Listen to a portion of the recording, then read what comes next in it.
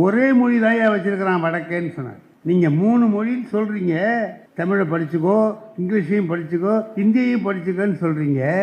உத்தரப்பிரதேசத்தில் எத்தனை மொழி படிக்கிறான்னு கேட்குறேன். ஹிந்தி தான் படிக்கிறான், இந்தியில் தான் எல்லா பாடத்தையும் படிக்கிறான். இந்தியை தவிர இன்னொரு மொழி தெரியாது. அங்கே அந்த மும்மொழி திட்டம் என்ன ஆச்சுன்னு கேட்குறேன்.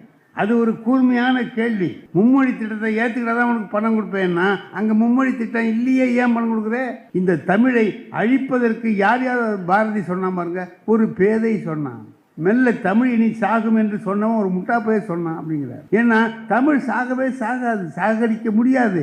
உன்னை விட பெரிய பெரிய ஜாம்பவான்கள் எல்லாம் முயற்சி பண்ணி இதை முடியல. ஏன்னா தமிழ் எப்படிப்பட்டது தெரியுமா? தமிழ் தன்னைத்தானே காத்து கொள்ளக்கூடிய மொழி. இதில் தமிழில் எல்லா பாவேந்தர் பாரதிதாசன் ஒன்று சொன்னார், இது இயற்கையிடா இந்த மொழியினர். இப்படி தமிழ்